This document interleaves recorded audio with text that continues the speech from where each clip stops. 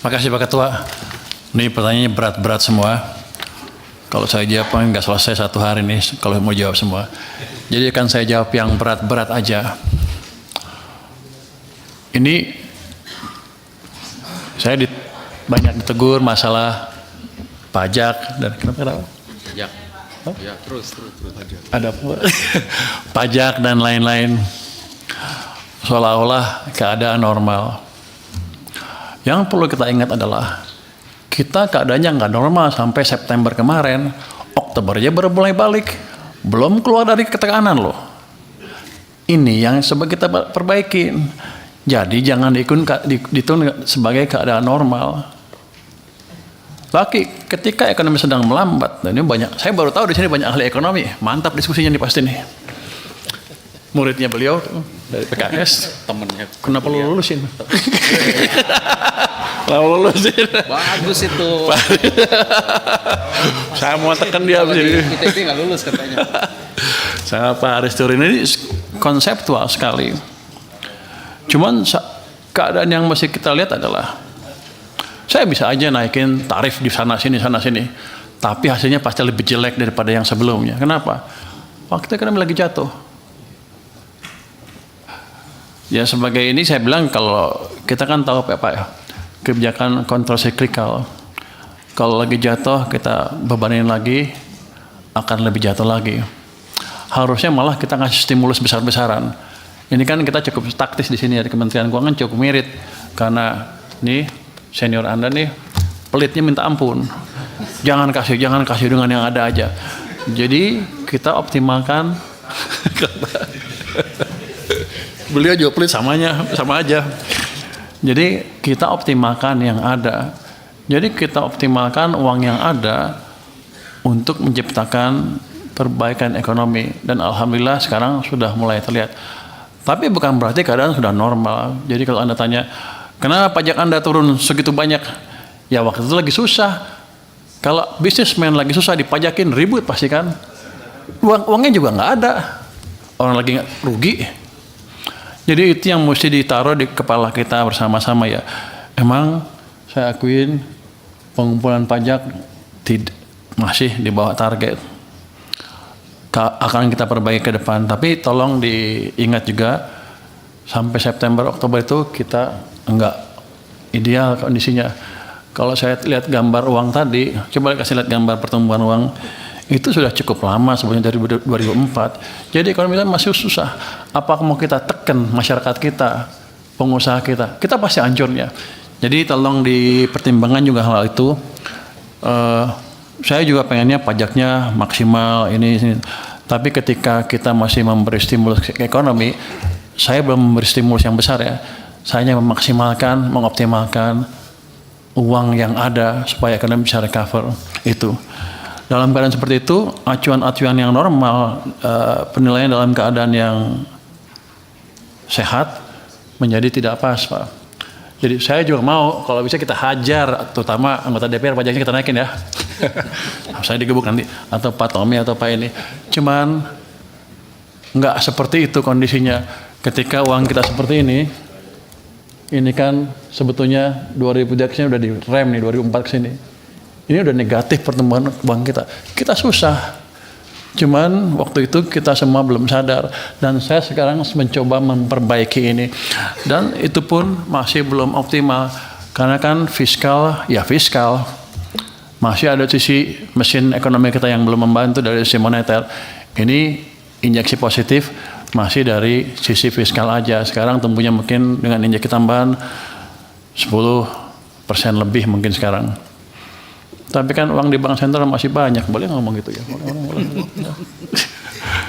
Mereka yang menyerap uang dari perbankan itu 1.000 triliun sekarang di SRIB dan open market operation-nya. Kalau dia bantu sedikit aja, lebih bagus lagi. Ini kan saya pikir dalam keadaan sekarang tumbuh 20% untuk M0 masih bisa ditolerir tanpa menimbulkan inflasi yang berlebihan atau tanpa menimbulkan ekonomi kita kepanasan.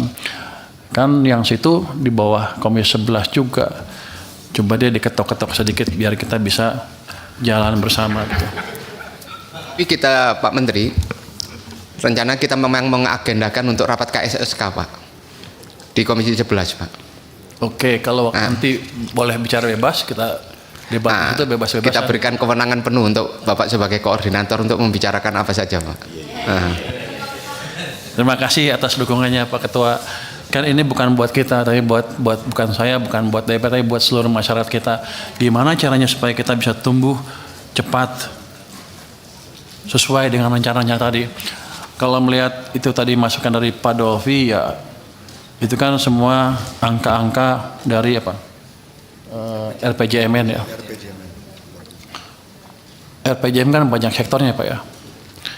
Bapak nanya ke saya itu, saya nggak tahu, saya boleh nggak masuk ke sektor-sektor itu, karena setiap saya masuk ke sana orang bilang Anda masukin urusan kementerian yang lain, ya bukan urusan saya emang, tapi kita akan coba diskusikan sana supaya itu Pak Ketua, boleh jalan merespon semua. Pak Ketua?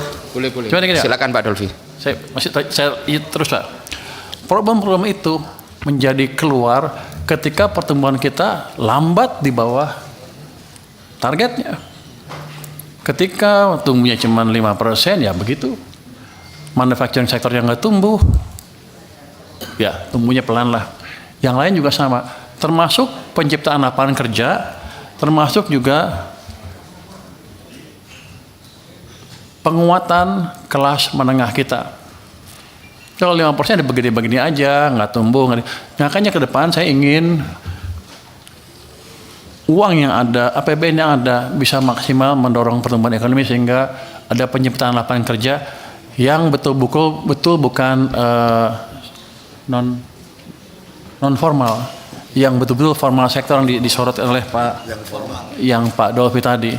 Tanpa pertumbuhan ekonomi yang memadai, kita susah menciptakan lapangan kerja yang berkesinambungan untuk orang-orang yang bisa bekerja formal. Kalau non formal kan kita nggak tahu kesejahteraannya bisa naik terus apa enggak. Tapi itu modalnya adalah pertumbuhan ekonomi yang lebih cepat. Ini saya baru dorong yang ini kan, yang ada di tangan kita dulu. Ke depan kita akan pastikan iklim investasi akan lebih bagus lagi. Kementerian Perekonomian sudah melaunch Satgas percepatan ini ekonomi, pertumbuhan ekonomi. Kemarin sudah dibicarakan masalah penyerapan anggaran, sekarang dimonitor tuh anggaran pusat tuh seperti apa, penyerapan seperti apa. Semua menteri ada di situ, dan kalau nggak lambat, kalau penyerapan lambat mulai ditegur katanya. Jadi bukan saya lagi yang tegur, tapi Kemenko dengan seluruh kementerian yang ada di sana. Ada 26 kementerian yang terlibat di Satgas tersebut. Nanti yang kedua adalah debottlenecking. Debottlenecking kita sudah bicara dengan beberapa pengusaha, beberapa asosiasi, dan sudah memasukkan keluhan-keluhan mereka dan kita mulai perbaiki. Tapi yang lebih seru lagi nanti ke depan, mulai minggu depan kita akan buka pengaduan khusus untuk para pelaku bisnis yang mengalami gangguan bisnis di seluruh Indonesia. Mereka akan bisa mulai ngadu minggu depan lagi akan kita mulai sidangkan satu persatu, case by case. Kalau di atas kertas kan peraturan gampang kan, bagus, OES ideal. Kalau saya dengar laporan kemarin juga bagus, semuanya lancar. Tapi di lapangannya kan nggak gitu, investor belum masuk ke sini dan kita kalah dengan Vietnam dan lain-lain. Saya harapkan nanti dengan adanya sidang-sidang seperti itu, kita akan betul-betul tangani masalah yang betul-betul dihadapi oleh pelaku bisnis. Dan nanti ada juga di situ ada Pokja 3, kalau ada peraturannya. Kalau di Pokja 2 yang di bottlenecking tadi ada masalah yang ditemukan masalah peraturan, nanti peraturannya dilempar ke Pokja 3. Pokja 3 aja akan memperbaiki peraturannya. Dan kami akan monitor terus nanti dari Pokja 2 gimana implementasi perbaikan peraturannya.